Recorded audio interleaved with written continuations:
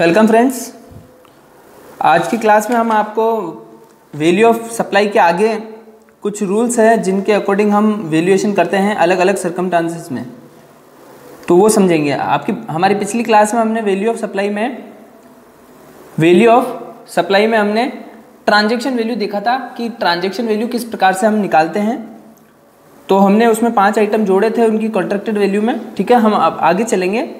तो हमारा आगे नेक्स्ट पॉइंट है हमारा कि कुछ ऐसी सिचुएशन होती है जिसमें ट्रांजैक्शन वैल्यू काम नहीं आती। उसके अलावा हमारे पास कुछ रूल्स दिए हुए हैं, उन रूल्स के अकॉर्डिंग हमें उनकी वैल्यू निकालनी पड़ती है। जो भी हमारी सप्लाई की गई है गुड्स या सर्विस, उसकी हम वैल्यू निकालते हैं। जो देखो हमारा पॉइंट यहाँ से स्टार्ट हो रहा है, ये हमारी लास्ट क्लास में था, ये जो डिटर्मिनेशन का पॉइंट है, और ये जो है ये हमारी वैल्यू ऑफ सप्लाई की फर्स्ट क्लास में हमने देखा था। ये फर्स्ट क्लास में है और ये भी फर्स्ट क्लास में है। डिस्क्रिप्शन में लिंक दे रखा है, आप देख सकते हैं आपसे।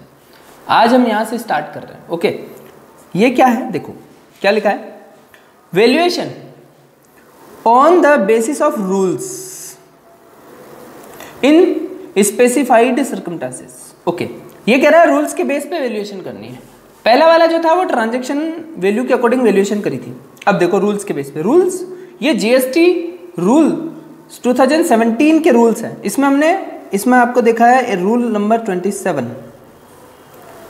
रूल नंबर 28, 29 के बाद 30, 31, 31A, रूल नंबर 31A 3, उसके बाद रूल नंबर 32 कंटिन्यू है ना, और रूल नंबर 32 के अंदर है ना, 32 में 1 2 3 4 5 ये है। तो अब हम जो है आज हमारे यहाँ पे 27 रूल नंबर 27 पढ़ने वाले। देखिए मैं आपको इसकी सिचुएशन बताता हूँ, रूल नंबर 27 कब लगता है। देखो एक बात सिंपल है, जहाँ पर ट्रांजैक्शन वैल्यू नहीं लगेगी वहाँ पर रूल लगेंगे, कोई भी एक रूल लगेगा। ट्रांजैक्शन वैल्यू कब लगेगी, वो पिछली क्लास में समझाया था कि हम जब भी कोई पेमेंट करते हैं वो सोल कंसिडरेशन होना चाहिए और रिलेटेड पार्टी नहीं होना चाहिए। तो यहाँ पर ये कह रहे हैं rule number 27, if the consideration is not Holi in money. Not Holi in money, consideration not Holi in money का मतलब ये है कि अगर आपने कोई अपना प्रोडक्ट जैसे गुड्स या सर्विस सेल करा, तो बदले में जो आपको मिला ना कंसिडरेशन, वो आपको ऐसे मिला, मान लो कुछ तो पैसे मिल गए, 2 लाख रुपए मिल गए, और आपको एक लैपटॉप और मिल गया। तो एक लैपटॉप और 2 लाख रुपए, तो इन दोनों को अगर हम देखें तो ये कंसिडरेशन है। अगर मैं सिंपल बोलूँ कि आपने एक कार बेची किसी को, और उस कार के बदले में आपको एक लैपटॉप मिला और 2 लाख रुपए मिले, तो कार की वैल्यू क्या हुई? कार की वैल्यू आप 2 लाख तो बोल नहीं सकते, आप बोलोगे 2 लाख प्लस लैपटॉप, तो लैपटॉप की भी तो कोई वैल्यू ना होती होगी। तो आप ये बोल सकते हो कि ये हमें fully not Holi in money मिला, कंसिडरेशन जो मिला वो नॉट होली इन मनी है। तो चलिए हम बात करते हैं कि अगर आपने कार सेल करी है, ठीक है, तो आपको कंसिडरेशन में क्या मिला? कार सेल करी तो कंसिडरेशन में आपको मिला 2 लाख रुपए प्लस लैपटॉप। ये लो 2 लाख रुपए और प्लस लैपटॉप, ये आपको कंसिडरेशन में अगर मिला है, तो ये सिचुएशन ये है। अगर मान लो आपको 2 लाख रुपए मिलते तो वो 2 लाख रुपए उसकी वैल्यू हो जाती, लेकिन 2 लाख प्लस लैपटॉप है तो ये नॉट होली इन मनी है। इसका मतलब है इस पर रूल नंबर 27 लगने वाला है। अब रूल नंबर 27 क्या बोलता है? रूल नंबर 27 में 4 पॉइंट दिए हुए हैं। सबसे पहले लिखा open market value of supply. ये कह रहा है open market value, open market value आप ले लो, मतलब सप्लाई की वैल्यू क्या मान लो? ओपन मार्केट वैल्यू मान लो, ठीक है। फिर लिखा और the value shall be the sum total of consideration. Sum total of consideration मतलब कंसिडरेशन की टोटल लगा लो, ठीक है। ये दूसरा पॉइंट है, मैं अभी बताऊंगा ये सीक्वेंस कहाँ आता है, इन चारों में से कौन सा लेना है। फिर कह रहा है if it shall be the value of supply of goods और service of like kind and quality, मतलब same kind and quality. Like kind and quality का मतलब है सेम इसी प्रकार की कोई सप्लाई अगर हो रही है तो उसकी वैल्यू ले लो। अभी आप थोड़ा सा सुनो फिर कह रहे हैं determined by application of rule 30 और रूल 31। ओके, अब देखो मैं बताता हूँ ये क्या है, ऑर्डर है। ऑर्डर है, ऑर्डर क्या है, ये कहता है कि अगर आप कोई भी कंसिडरेशन आपको नॉट होली इन मनी मिल रहा है तो रूल नंबर 27 बोलता है कि आप सबसे पहले सप्लाई जो आपने की है उसकी ओपन मार्केट वैल्यू लोगे, मतलब इसकी open market value. Open market value मतलब क्या होता है? ओपन मार्केट वैल्यू का मतलब है ये कार मार्केट में कितने रुपए में बेचते हो आप, तो आप उतनी प्राइस आप ले लोगे। इस कार की ओपन मार्केट प्राइस होगी, अगर वो अवेलेबल है तो आप ओपन मार्केट प्राइस लोगे। अगर ये नहीं दे रखा है क्वेश्चन में, अगर ओपन मार्केट प्राइस गिवन नहीं है तो फिर आप सेकंड पॉइंट को कंसीडर करोगे। सेकंड पॉइंट क्या है? The value shall be the sum of total of consideration. Sum of total of consideration का मतलब है आपके पास कंसिडरेशन क्या आया। कंसिडरेशन आया है आपके पास एक तो 2 लाख रुपए प्लस लैपटॉप। अब लैपटॉप की भी तो कोई ना कोई वैल्यू होगी। मान लो लैपटॉप की वैल्यू 30,000 रुपए क्वेश्चन में दे रखी है कि यार हमारा लैपटॉप जो आया हमारे पास उसकी वैल्यू 30,000 है, तो 2 लाख प्लस 30,000 हो जाएगी, तो 2,30,000 रुपये उसकी वैल्यू हो जाएगी। तो हमें रूल 27 में किस तरीके से मतलब इस रूल 27 को किस तरीके से अप्लाई करना है, आपको ऑर्डर में अप्लाई करना है। आप सबसे पहले ये देखो, आप जो बेच रहे हो उसकी ओपन मार्केट वैल्यू क्वेश्चन में दे रखी है क्या? अगर ओपन मार्केट वैल्यू क्वेश्चन में दे रखी है तो वो 100% वही उसकी वैल्यू ऑफ सप्लाई होगी, फिर इनको देखने की जरूरत नहीं है। यानी सबसे पहले आप जो बेच रहे हो उसको दो। आपके यहां से क्या बिका? कार बिकी, तो कार की ओपन मार्केट वैल्यू देखो। मान लो क्वेश्चन में ओपन मार्केट वैल्यू आपको 2.5 लाख रुपए दे रखी है, 2,50,000 रुपए दे रखी है, तो कार की वैल्यू ऑफ सप्लाई 2.5 लाख रुपए होगी, 250 ही होगी। लेकिन मान लो 250 रुपए दे ही नहीं रखा है क्वेश्चन में, दे ही नहीं रखा है, नहीं दे रखा, तब जाके हम ये देखेंगे कि हमारे पास आया क्या। पहले तो देखो गया क्या, जो गया उसकी ओपन मार्केट वैल्यू लो। अगर अवेलेबल है तो वही आंसर है, और अगर अवेलेबल नहीं है तो फिर जो आ रहा है उसकी वैल्यू देखो। क्या आ रहा है? 2 लाख रुपए तो कैश में आया, प्लस लैपटॉप आया, तो लैपटॉप कितने का है मार्केट में? मान लो 30,000 का लैपटॉप है, तो 2,30,000 आंसर है। सॉरी, तो अंतर आ गया, 2.5 लाख इधर 2,30,000। हाँ, ये प्रायोरिटी पे डिपेंड करता है कि यार आपके पास अगर ये चीज है तो यही आंसर है, और अगर ये चीज नहीं है तो फिर आप सेकंड पॉइंट चेक करोगे कि यार हमें मिल क्या रहा है, कंसिडरेशन किस में मिल रहा है। तो 2 लाख रुपए प्लस 30, तो 2,30 आंसर हो जाएगा। ठीक है सर, ओके। अब ये पहला पॉइंट था और ये दूसरा पॉइंट हुआ। अब ये कह रहा है मान लो कार की ओपन मार्केट प्राइस नहीं दे रखी है, यानी कि 2,50,000 क्वेश्चन में दिया हुआ ही नहीं है, तो ठीक है कोई बात नहीं, हम इसका ले लेंगे।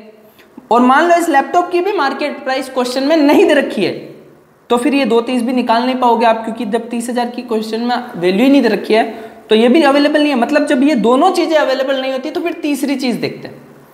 तीसरी चीज क्या होती है?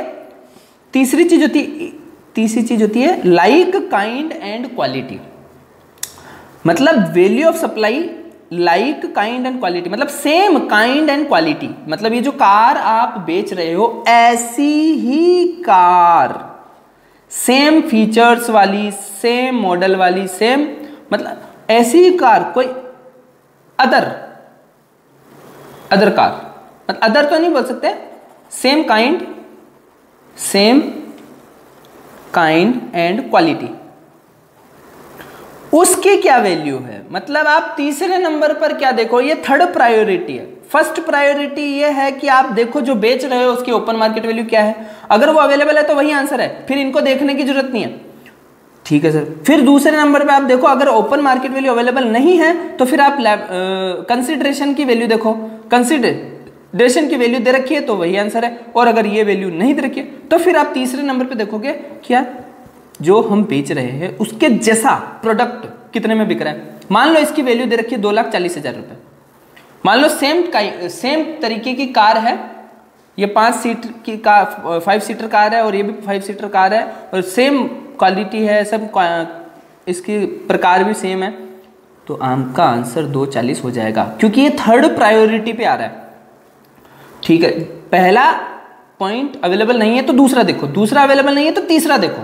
सर तीसरा भी अवेलेबल नहीं है, हाँ तो तीसरा अवेलेबल नहीं है ना, तो आपको क्या करना है, रूल नंबर 30 और रूल नंबर 31 के अकॉर्डिंग आंसर निकाल लो। सर रूल नंबर 30 और 31 क्या कहता है? रूल नंबर 30 बोलता है, देखो ये रूल नंबर 30 आपका सिंपल बोलता है, मैं सिंपली बता देता हूँ, आपकी जो भी कॉस्ट आ रही है ना उसमें 10% ऐड कर दो, मतलब 110% ले लो। जो भी कॉस्ट है आपकी उसमें 10% ऐड करके आप इसकी वैल्यू ऑफ सप्लाई मान लो। चौथे नंबर का पॉइंट ये हुआ एक तरीके से, चौथे नंबर का पॉइंट, और ये भी चौथे नंबर पे आता है, लेकिन आप दोनों में से कोई भी लग सकते हो। और 31 क्या कहता है? रूल नंबर 31 कहता है यार जो भी आप सही हो वो ले लो, मतलब जो भी आपको उचित लगे वो ले लो, जैसे या हो जाओ। रूल नंबर 30 क्या कहता है, पढ़ो पहले, इसी में टाइम लगने वाला है, क्योंकि रूल नंबर 27 अगर समझ में आया तो 28 और 29 आपको ऑटोमेटिकली समझ में आ जाएगा, क्योंकि उसकी फीलिंग को समझना जरूरी है कि वो कहना क्या चाह रहा है, 4 पॉइंट क्यों दिए गए हैं। चलिए मैं आपको रूल नंबर 27 ही समझा रहा हूं, और मैं आपको एक बार वापस रिवाइज करवा दूं रूल नंबर 27 क्या बोलता है। चलिए फिर आता है 30 और 31 पे भी, सिंपल सी बात है। रूल नंबर 27 ये कहता है अगर आपको कोई भी consideration not Holi in money मिला है, यानी कि आपको कुछ पैसे मिले हैं, उसके साथ में कुछ पैसों के साथ में कुछ वस्तु मिली है, तब आप रूल 27 लगाओगे। और रूल 27 में आपको सबसे पहले जो आप बेच रहे हो उसकी ओपन मार्केट वैल्यू चेक करनी है। अगर वो क्वेश्चन में है तो वही हमारी वैल्यू ऑफ सप्लाई है।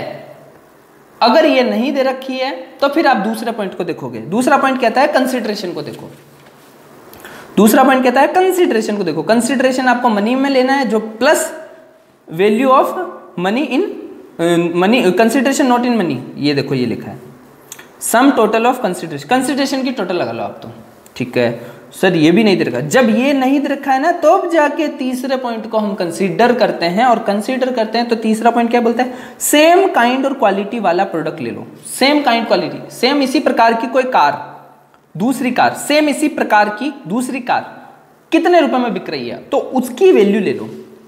और सर ये भी नहीं दे रखा, हाँ जब ये तीसरा पॉइंट भी हमारे पास अवेलेबल नहीं है तो आप रूल नंबर 30 और रूल नंबर 31 के अकॉर्डिंग आंसर निकाल सकते हो।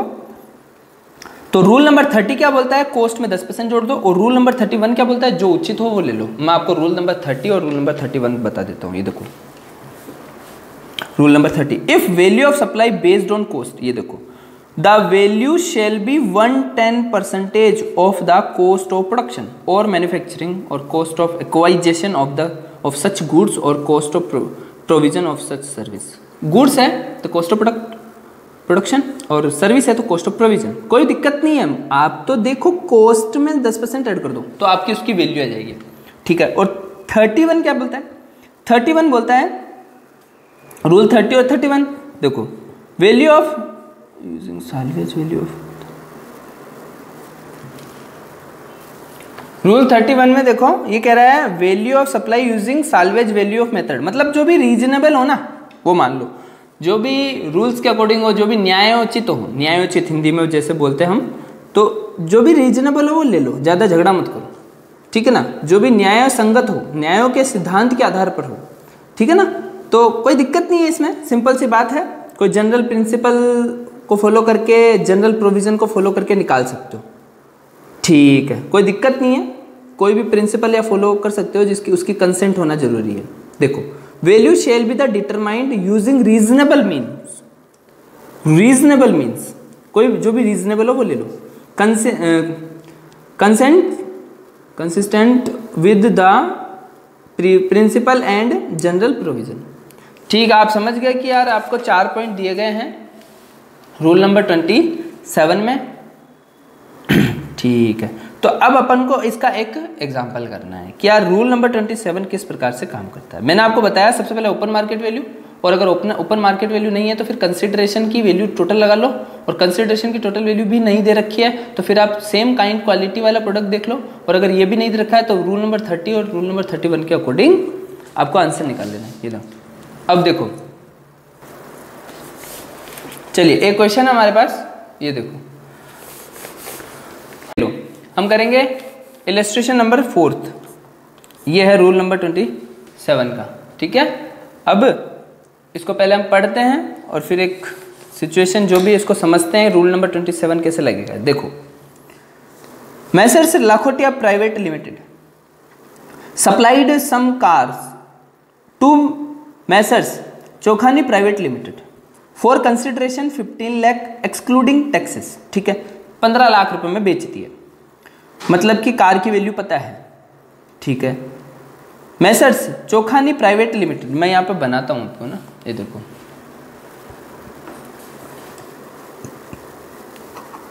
मैसर्स लाखोटिया सप्लाई इन्होंने करी है मैसर्स चोखानी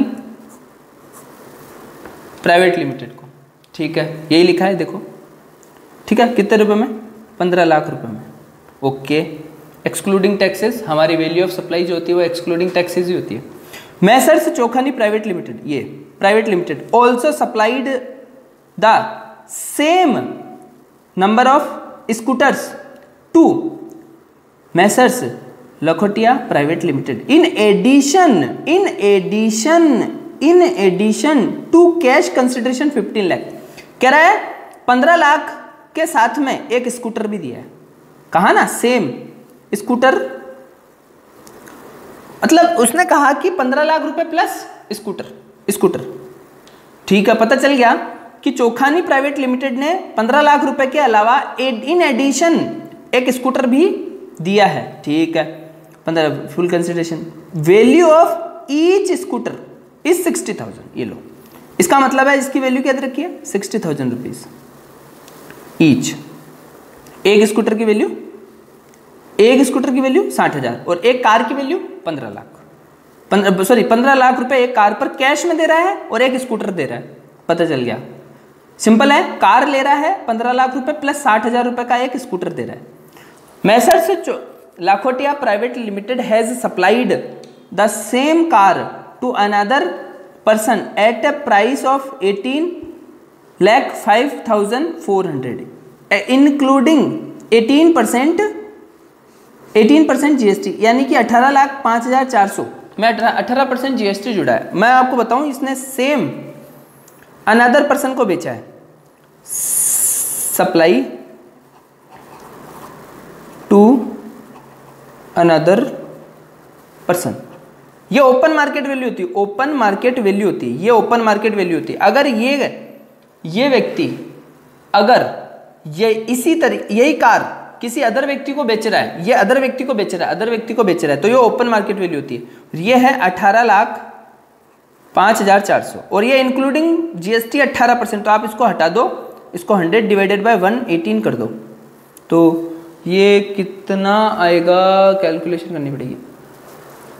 ये आ रहा है 15,30,000 रुपये, 15,30,000। तो ये ओपन मार्केट वैल्यू है, ध्यान से देखना है ना, ये ओपन मार्केट वैल्यू आ गई, ओके। आगे लिखा है determine the value of supply of each car under the central goods and service tax, okay. Assume that messrs Lakhotia private limited and Chokhani private limited are not related person and price is the sole consideration. अब ये कह रहा है price is the sole consideration और not related, तो हाँ, तो वो कोई दिक्कत नहीं है। अब आपको इसकी तो वैल्यू निकालनी है ना, तो देखो सबसे पहला पॉइंट आपका है ना, पहला पॉइंट ये लिखा है कि इसकी वैल्यू ऑफ सप्लाई क्या होगी, ये लो, value of supply is equal to open market value is equal to कितनी बताई थी? 15,30,000 रुपये। तो यही आंसर होगा 15,30,000 रुपये। क्यों? क्योंकि है ना 15,30,000 रुपये ही हमारा आंसर इसलिए होगा क्योंकि ये वैल्यू ओपन मार्केट वैल्यू है और यहाँ पर जो कंसिडरेशन मिल रहा है ना, वो मिल रहा है नॉट होली इन मनी। एक तो मिल रहा है 15 लाख रुपए और एक मिल रहा है स्कूटर। तो जब भी आपको कोई कंसिडरेशन मिले नॉट होली इन मनी, तब आपको इसमें रूल 27 लगाना है। रूल 27 ये कहता है कि आप सबसे पहले देखो ओपन मार्केट वैल्यू अवेलेबल है क्या। ओपन मार्केट वैल्यू अगर अवेलेबल है तो आप वही आंसर होगा आपका, ठीक है। तो पहली केस में तो हमने आंसर ये देख लिया। अब दूसरा केस, इसमें आगे और क्या लिखा है देखो, इसने दूसरा केस बनाया, what will be the value of supply if, what will be the value of supply if at the time of supply to messrs Chokhani private limited price 18,05,400 is not available. इसका मतलब है open market value not available. तो मैंने आपको बताया था कि अगर ये अवेलेबल नहीं है, ओपन मार्केट वैल्यू अवेलेबल नहीं है, तो फिर हम कंसिडरेशन की वैल्यू लेते हैं। अब देखो कंसिडरेशन में एक तो 15 लाख रुपए आया था और एक 60,000 रुपए का स्कूटर आया था, तो ये आएगा आंसर। मतलब सिचुएशन नंबर सेकंड में आपका आंसर होगा कि 15 लाख रुपए प्लस स्कूटर की वैल्यू कितनी है 60,000 रुपए, तो 15,60,000 रुपए हो गया, 15,60,000 रुपए हो गया। मतलब ये आंसर होगा। ये कब होगा? जब आपके पास ओपन मार्केट वैल्यू नहीं होगी, तो दूसरा आंसर है। इसी में इसने ये केस लिखा है, ठीक है। अब है ना तीसरा point, what will be the value of supply if in above case open market value is not available. पहला पॉइंट अवेलेबल नहीं है, but at the time of supply of car by messrs Lakhotia private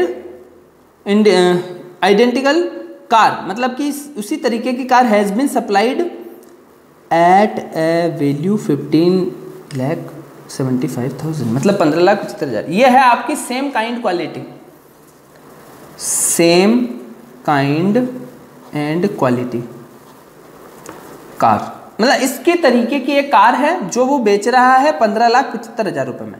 तो मैं आपको बता रहा हूँ तीसरा नंबर का केस, अगर ओपन मार्केट वैल्यू नहीं है और उसने ये जो स्कूटर है इसकी भी वैल्यू आपको नहीं बताई है, तो आप क्या करोगे? जब तीसरा केस आ गया, उसका कहने का मीनिंग यही है कि आपके पास अगर ये दोनों ही अवेलेबल नहीं है, ठीक है, ये दोनों ही अवेलेबल नहीं है, तो आप क्या करोगे? आप same kind and quality value, तो सेम काइंड क्वालिटी की वैल्यू कितनी है? 15,75,000। तो आपका आंसर ये होगा। 3 केस हो गए आपके। पहला केस है ओपन मार्केट वैल्यू अवेलेबल नहीं है, सॉरी पहला केस है ओपन मार्केट वैल्यू अवेलेबल है, तो आपका आंसर हो गया ओपन मार्केट वैल्यू। दूसरा केस है ओपन मार्केट वैल्यू अवेलेबल नहीं है, तो ये इसका आंसर हो जाएगा कंसिडरेशन की वैल्यू प्लस कंसिडरेशन को टोटल आ जाएगा, सम ऑफ द कंसिडरेशन। और अगर वो भी नहीं है तो फिर आप तीसरे नंबर पे देखोगे सेम काइंड क्वालिटी, ठीक है। इसमें 3 ही केस थे, ओके। ये हमारा रूल नंबर 27 था। ये आप आंसर देख सकते हो यहाँ पे 3 केस है। पहला है the value of supply car shall be the open market value, the open market value is determined as per 15,30,000 answer है। दूसरा, if the open market price is not available, तो फिर कार की कंसिडरेशन ले लेंगे, 15 लाख और 60 लाख ये ले लेंगे। और तीसरा point, in case in such case the value of supply shell be the, हाँ, सेम काइंड क्वालिटी, मतलब लाइक काइंड क्वालिटी। वो ऑर्डर है हमारा, ठीक है। ये रूल नंबर 27 था। ये थोड़ा लंबा हो गया है, लेकिन इसको समझना था अच्छे से, इसलिए चलिए आज के लिए थैंक यू। बाकी रूल्स हम अगली क्लास में देखेंगे, वो छोटे छोटे ही हैं। Thank you. अब हम देखेंगे rule number 28। Rule number 28 similar ही है, बस इसमें आपको समझना है कि रूल नंबर 28 कब काम में लेना है। देखो, सप्लाई बिटवीन डिस्टिंक्ट और रिलेटेड पर्सन, मतलब अगर आप सप्लाई कर रहे हो डिस्टिंक्ट पर्सन को, डिस्टिंक्ट पर्सन जो होता है वो होता है हमारी एक कोई ब्रांच मान लो, या फिर हमारी ही कोई दूसरी यूनिट मान लो, मतलब उसके मालिक भी हम ही हैं, यानी कि हमने उसके लिए अलग से रजिस्ट्रेशन ले रखा है, जीएसटी में अलग से रजिस्ट्रेशन ले रखा है, मतलब हम अपने आप को ही माल बेच रहे हैं एक तरीके से, ऐसा मानकर चलो। तो डिस्टिंक्ट पर्सन और रिलेटेड पर्सन, अगर आप related person other than agent, agent को बेचोगे तो रूल 28 काम नहीं आएगा। सिंपल सी बात है, रूल 28 लगता है डिस्टिंक्ट पर्सन पे।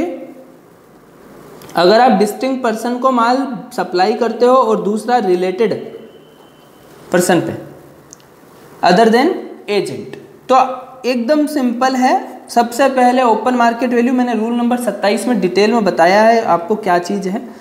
ओपन मार्केट वैल्यू अगर अवेलेबल है तो आप ओपन मार्केट वैल्यू ही लोगे। अगर ओपन मार्केट वैल्यू अवेलेबल नहीं है, अब मैं थोड़ा जल्दी चलूँगा, कोई दिक्कत नहीं है, बस रूल्स याद रखना है। ओपन मार्केट वैल्यू अगर अवेलेबल नहीं है तो फिर आप लाइक काइंड एंड क्वालिटी वाला ऑप्शन यूज में लोगे, और लाइक काइंड एंड क्वालिटी वाला प्रोडक्ट की वैल्यू भी नहीं दे रखी है तो फिर आप रूल नंबर 30 और रूल नंबर 31 से आप इसकी वैल्यूएशन कर सकते हो। रूल नंबर 30 बोलता है कॉस्ट प्लस 10% और रूल नंबर 31 बोलता है जो भी रीजनेबल है वो ले लो। तो रूल नंबर 27 में अपन को इतना टाइम लगा था, तो आपने देख लिया इसमें 4 पॉइंट होते हैं, इसमें 3 ही हैं, तो वो पॉइंट हट गया कंसिडरेशन वाला, ठीक है ना, क्योंकि हम रिलेटेड पर्सन को अगर बेच रहे हैं तो कंसिडरेशन हम कभी भी नहीं देखते। अगर हम डिस्टिंक्ट पर्सन अपने आप को भी बेच रहे हैं ना तो भी हम कंसिडरेशन कभी भी नहीं देखते, क्योंकि कंसिडरेशन तो कम भी हो सकता है और ज़्यादा तो हो ही नहीं सकता, क्योंकि अपन रिलेटिव को बेचते तो कम में ही बेचेंगे। चलिए, मेरी बात इतनी सी सिंपल है कि 27 के अंदर आपको ऑर्डर दे रखा है, ओपन मार्केट वैल्यू लो, नहीं तो कंसिडरेशन की वैल्यू लो, नहीं तो सेम काइंड क्वालिटी की वैल्यू लो, नहीं तो आप उसका रूल 30 और 31 लो। फिर आते हैं रूल नंबर 28 पे। रूल नंबर 28 बोलता है सबसे पहले ओपन मार्केट वैल्यू लो, और अगर ये अवेलेबल नहीं है तो सेम काइंड क्वालिटी वाला प्रोडक्ट की वैल्यू ले लो, और अगर वो भी अवेलेबल नहीं है तो रूल नंबर 30 और रूल नंबर 31 के अकॉर्डिंग आप आंसर कर सकते हो। ये हमारा रूल नंबर 28 था, जो किस पर लागू होता है, डिस्टिंक्ट पर्सन को माल सप्लाई करने पर या फिर रिलेटेड पर्सन को माल सप्लाई करने पर लागू होता है। यहाँ लिखा है क्लियर, अदर देन एजेंट, तो फिर सर एजेंट को बेचे तो एजेंट को बेचेगा तो रूल नंबर 28 लागू नहीं होगा, एजेंट को बेचने से रूल नंबर 29 लागू होगा, ठीक है ना। अपन ने 30 और 31 देख लिया, यहाँ 31 तक हो जाएगा कंप्लीट, ठीक है, 31 तक हो जाएगा अपनी आज की क्लास। तो रूल नंबर 29 देखते हैं।